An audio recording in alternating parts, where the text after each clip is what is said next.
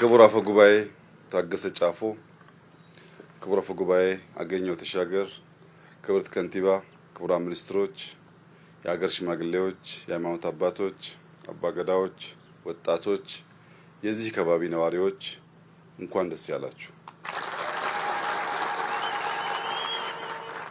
ዛሬ ይህ የኢንዱስትሪያል ፓርክ ተመርቆ ስላየን ሳይሆን የዛሬ 2 ዓመት 1 ዓመት ተኩል ብዙዎቻችሁ እንደምታውቁት መላለስ ነበር እና ይሄ መንገድ አልነበረም።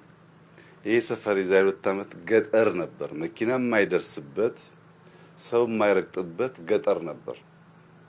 ይሄ መንገድ በሚሰራበት ወቅት ከዛኛው ጫፍ መተን ወደ ቦሌ መሻገር አንችልም፣ ድልድይ አልነበረም።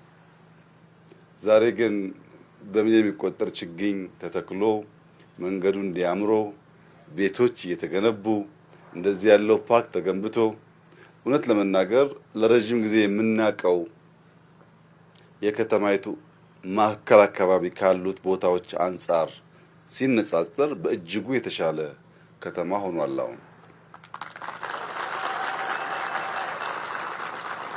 አንደኛ በጣም ቆንጆ መንገድ ወክወይ መብራት አለው።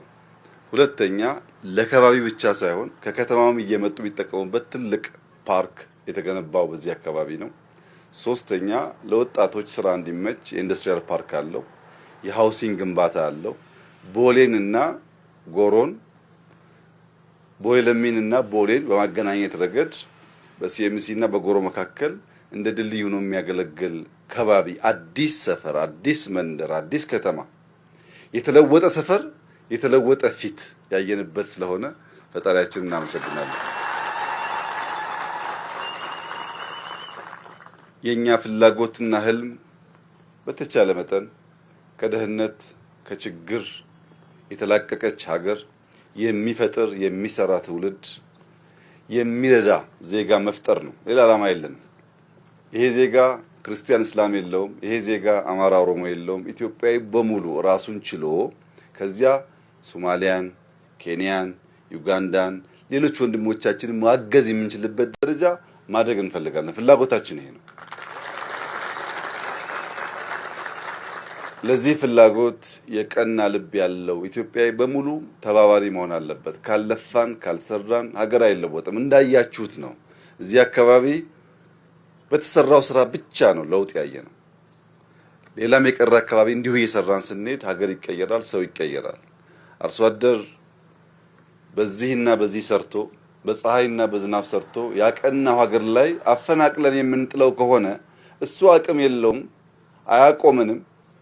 አርሶ አደርን በሚጥል ደሃን በሚጥል እጃጠሮችን በሚገፋ መልክ የሚሰራ ልማት የትም አያደርስም። ግን ላይፋቸውን የሚያሻሽል አንድ ሰው ሽንት ቤት ሳይኖረው ሰው ሲታመምበት ለመጠየቅ የማያስችል የኑሮ ዘዬ ውስጥ እየኖረ ሰው ሲሞትበት ቦታ አጥቶ አስፋልት እየዘጋ ቆጥ ላይ እየኖረ ያን ነገር ለመቀየር የሚደረግ ጥረት መቃረን ተገቢ አይደለም። በነገራችን ላይ አዲስ አበባ ቤቶች ፈርሰዋል እየተባለ ይነገራል። ይሄን ነገር ከጊዜያዊ ፍላጎት ከስሜት ከፖለቲካ ወጣ ብሎ ማየት ጠቃሚ ነው። ኢትዮጵያን እንስራት። ዓለም እየቀና እየተደነቀብን ባለ በዚህ ጊዜ ውስጥ እኛ አይናችን ከታወረ ለማደግ እንቸገራለን እና የነበርንበት የኑሮ ዘዬ አስቀያሚ ነው። ችግር፣ ድህነት መጥፎ ነው። የሰው እጅ ማየት በግልም እንደ ሀገርም አስቀያሚ ነው። ከዛ ወጥተን ራሳችንን መቻል እንድንችል መተባበር፣ መስራት፣ መትጋት በእጅጉ አስፈላጊ ነው። ወደ ኢንዱስትሪው ስመለስ ኢንዱስትሪ እንደ ግብርና አይደለም። ግብርና ሰኔ አርሰን መስከረም ይታጨዳል፣ ሐምሌ አርሰን ጥቅምት ይታጨዳል። ይሄኛው ጊዜ ይፈልጋል። እንዳያችሁት እዚህ ቦታ ላይ መንገድ ሳንሰራ፣ ኤሌክትሪክ ሳናመጣ፣ ውሃ ሳናመጣ፣ ህንጻዎቹን ሳንገነባ፣ ማሽነሪዎች ሳይሟሉ ኢንዱስትሪ መሆን አይችልም። እነዚህም ማሟላት ደግሞ አመታት ይፈልጋል መንገዱ ራሱ። አሁን ዛሬ እዚህ ቦታ ያየሁት ነገር አንደኛ ወደ ኋላ መለስ ብዬ ስራዎቻችን እንድታዘብ እንድመረምር፣ ሁለተኛ ወደፊት አቅጣጫችን እንድመለከት በእጅጉ የሚያግዝ ስራ ነው። ሐዋሳ ኢንዱስትሪያል ፓርክ ስንሰራ ሰፊ ሼድ ገንብተናል በጣም በብዙ ገንዘብ። ከዛ የውጭ ሰዎች መጥተው ኢንዱስትሪ ከፍተዋል። ችግር አጋጥሞን አገዋ ሲባል ጥለውን ሄዱ። 80-90% ክፍት ቀረ። የተሰራው ፓርክ በብድር ነው። በጣም ብዙ ሀብት የወጣበት ነው። የመጡት ጥለው ሄዱ። ያሉትስ ታክስ አንከፍልም፣ ጊዜ ስጡን፣ ከውጭ የምናስገባውን ዕቃ አታስከፍሉን፣ ጣጣው ብዙ ነው።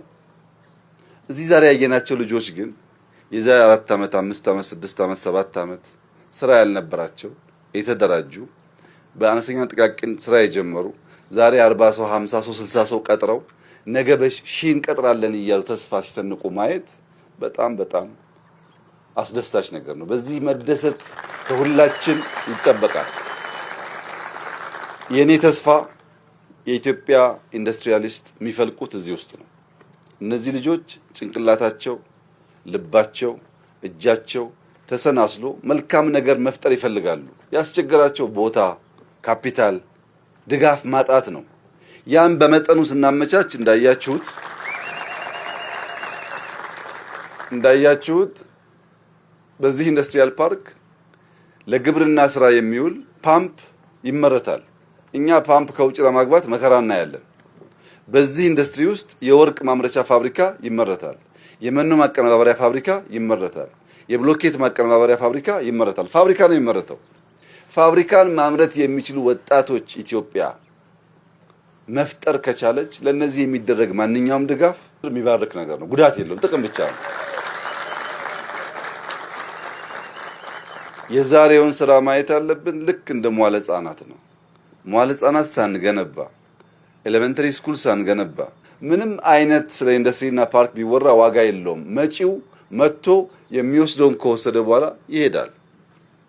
ቀሪው የኛ ሰው ነው። የኛ ኢንዱስትሪ በእኛ ሰዎች እንዲሰራ ማድረግ ያስፈልጋል። ያ ማለት የውጭውን እንግፋ አይደለም። እውቀት ያስፈልጋል፣ ካፒታል ያስፈልጋል። ይምጡ። ግን ተሰናስለን ተባብረን ተደምረን ሲሆን ነው አስተማማኝ ኢንዱስትሪ የሚገነባውና ይህ ስራ በጣም በጣም አስደሳች ስራ ነው። ሁሉም ክልሎች ከዚህ ስራ መማር አለባቸው። በተናጠል ኢንዱስትሪ አያዋጣም። ኤሌክትሪክ አስቸጋሪ ነው፣ መንገድ አስቸጋሪ ነው፣ ውሃ አስቸጋሪ ነው። ሰብሰብ ሲል ለኢንዱስትሪያሊስቱ በጣም ስለሚቀል፣ ለገበያ ትስስር ስለሚመች መሰብሰብ ጠቃሚ ነው። አዲስ አበባ መጨመር አለበት፣ በክልል መጨመር አለበት። መበርታት አለብን። ስንሰራ ግን ልክ ዛሬ እንዳየነው አርሶ አደሮች ቢያንስ 1 ሄክታር ሰጥተው 50 እና 60 ካሬ ላይ ሱቅ ቢኖራቸው ማን ይጎዳል? በዚህ እነሱም ዜጎች ናቸው። እነሱም ጭንቅላት አላቸው። እነሱም ከታገዙ ይኸው ከኛ ጋር ተቀላቅለው መሸጥ መነገድ ይችላሉ። ይሄ የመንግስት ብቻ ሳይሆን የሁሉም ኢንዱስትሪያሊስት እሳቤ መሆን አለበት። ሲሰራ ድሃውን የኖረውን ሰው ባቀፈና ኑሮ ባሻለ መንገድ ከተሰራ በጣም በጣም መልካም ይሆናል። በብዙ መልኩ እየተሳካልን እየተከናወን እንገኛለን። የመከናወኑ ሚስጥር በንጹህ ልቦና ሀገርና ሕዝብን ማገልገል ነው። በንጹህ ልቦና ሀገርና ሕዝብን ስናገለግል ሁሉን ቻይ የሆነ ፈጣሪ ደግሞ ያግዛል። ያ ድጋፍ እንዲቀጥል፣ እንዲበረታ፣ እንዲፈጥን ጊዜ እንዳናባክን ባጠረ ጊዜ ውስጥ ኢትዮጵያን ለውጠን ለማየት እንድንችል ዜጎች ብንበረታ ጥሩ ነው። አዲስ አበባ ከተማ ውስጥ ስንት ጎዳና የነበሩ ልጆች ሰልጥነው ስራ እንደያዙ ቁጥራቸውን ብታቁ፣ ስንት በየመንገዱ ያሉ እህቶቻችን፣ በየቡና ቤት ያሉ እህቶቻችን ሰልጥነው ስራ እንደያዙ ብታቁ፣ ወጣቶች ስራ እንዲያገኙ የሚያስችል መድረክ ስንፈጥር የተረሱ የተዘነጉ ሰዎች አካል ጉዳተኞችም ጭምር እድል እንዲያገኙ ስለሚያስችል ኢትዮጵያውያን ጓዳችን እስኪገባ ሳይሆን በሰፈራችን ለውጥ ከመጣ የምናመሰግንና የምናግዝ መሆን አለብን። ዓለም እንዳያችሁት ነው። መጤ አይፈልግም፣ የመጣበትን ያባርራል። ስንከዳትም ስንመጣባትም የማሰለቸው እናት እቺው ናት። እሷ መጠበቅና ማልማት ያስፈልጋል። በዚያው አጋጣሚ ማንሳት የምፈልገው አንድ ጉዳይ በደንብ ጥናት ይፈልጋል። እናንተም ጠይቁ። ወንጪ አካባቢ የምናሰራው ቤተክርስቲያን አለ። የወንጪ ቤተክርስቲያን ታሪካዊ ናት። ወደ 800 ዓመት ቆይታለች፣ ግን ስላረጀች እያሰራናት ነው። እሷን ለማየት ሲሄድ ሰራተኛ የለም። ወንጪ አካባቢ ሰዎች ተጨማሪ ክፍያ ተከፍሎ ከአዲስ አበባ የተወሰዱት። ጅማ ስራ አለን፣ ሰራተኛ የለም። ስኳር የምንሰራባቸው ቦታዎች ሰራተኛ የለም። በየቦታው ሰራተኛ ችግር ነው ይባላል። ኢትዮጵያ ውስጥ ደግሞ ስራ የለም ይባላል። አልገባኝም የት ጋር እንደሆነ ችግሩ። ቤት ሰራተኛ ማግኘት መከራ ሆኗል ታውቃላችሁ። ቤት ሰራተኛ የለም፣ ሾፌር ችግር ነው፣ የቀን ሰራተኛ የለም፣ ስራ ደግሞ የለም ይባላል። ስራ ተርፏል በቅቷል ብዬ አይደለም፣ ግን ያልሸፈናቸው ቦታዎች አሉ። አንዳንድ ቦታ ከህንድ ከፊሊፒን ከተለያየ ሀገርም ኢትዮጵያ ውስጥ ሰራተኞች ቻይና ብቻ ሳይሆን ብዙ ሀገር ማየት ተጀምሯል። ኬንያ፣ ናይጄሪያ ብዙ ነው የማገኛቸው። ኢትዮጵያውያን ብነቃ ጥሩ ነው። ዝም ብለን የሚባለው መድገም፣ የተዘመረውን መዘመር፣ የተሰደበውን መስደብ ሳይሆን ችግሩ የት ነው ያለው? ስራ አለ ወይስ የለም? እኔም እናንተም ካልሰራን ላባችን ካልተጠባጠበ ለውጥ አይመጣም። በስራ ብቻ ለውጥ ይመጣው። ለዚያ መትጋት ይኖርብናል። እርሻ ላይ ጥረት የሚያደርጉ ወጣቶች አይቻለሁ። ዘመናዊ በሆነ መንገድ በኢሪጌሽን ቨርቲካል ፋርሚንግ የሚሰሩ ወጣቶች በጣም የሚገርሙ መብዛት አለባቸው። በቱሪዝም የጀመርናቸው ጉዳዮች ሪስፖንድ እያደረጉ ነው። ውጤት እያየንበት ነው። ሰዎች እየመጡ ነው። ሰዎች ከአውሮፓ እየመጡ ከአሜሪካ እየመጡ በእናንተ ሀገር እድገት እየተደነቁ እየተደመሙ እናንተ አላየንም አልሰማንም አትበሉ። ምክንያቱም ፕራይመሪ የእናንተ ልፋት ውጤት ስለሆነ እነሱን ካስደሰተ ይበልጥ ደግሞ በሚቀጥለው አዳዲስ ስራ ይሰራን እንድንጠብቃቸው ሞቲቬትድ መሆን አለብን፣ ኢነርጃይዝድ መሆን አለብን እንጂ ተስፋ መቁረጥ አያስፈልግም። እንበርታ። ኢትዮጵያ በቅርቡ ጉተሬስ ሲናገር ሰምታችኋል። 10.2% የምታድግ ብቸኛ ሀገር ናት።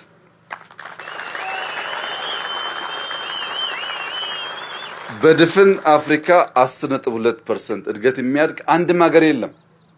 ይሄንን እድገት እናፋጥን፣ ይበልጥ እናስፋ፣ እናሳድግ፣ ዜጎቻችን የሚጠቅም እናድርግ፣ እንዋደድ፣ እንከባበር። ካሁን በኋላ መገፋፋት አያዋጣም። በእምነት በቋንቋ በሌላ ጉዳይ መከባበር፣ በጾታ መከባበር፣ ተከባብረን ራሳችን በምናከብረው ልክ ሌላውን አክብረን አብረን መኖር ከቻልን ሀገራችን በጣም ውብ ለሁላችን የምትበቃናትና እንበርታ፣ እንስራ። እኛ በጣም ደስተኞች ነን። ጀምረን ያልጨረስ ነው፣ አስበን ያላሳካ ነው አንዳች ጉዳይ የለም። የገንዘብ እጥረት አልያዘንም።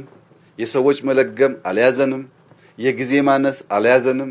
ማን እንደሚሰራው ባናቅም እየተሳካልን ነው። ፈጣሪን በጣም እናመሰግናለን። የምትተጉ አመራሮች በጣም እናመሰግናለን። የምታግዙን ዜጎች በጣም እናመሰግናለን። አሁንም በስራ ውስጥ ያሉ ክፍተቶች ደግሞ ለይተን ማወቅ አለብን። ይሄንን ስራ ስናደንቅ፣ ይሄ ስራ ሲሰራ ሌብነት ከነበረበት አያዋጣም። ሌቦች ጥንቃቄ ማድረግ ያለባችሁ ስራ እየሰራን እዛ ውስጥ አረም እንደማኖር ማለት ነው። ሌብነት እንዳይኖር ትጋት ከልብ እንዲሆን ከእውነት እንዲሆን ሰው እንዳንከፋፈል ሁሉን አቅፈን እንድንይዝ ልቦናችን የቀናና የተስተካከለ እንዲሆን አደራላችሁ ፈልጋለሁ። በርቱ፣ እንበርታ። የኢትዮጵያን ብልጽግና በጋራ እናያለን። ልጆቻችን በፍጹም አይለምኑም። አመሰግናለሁ።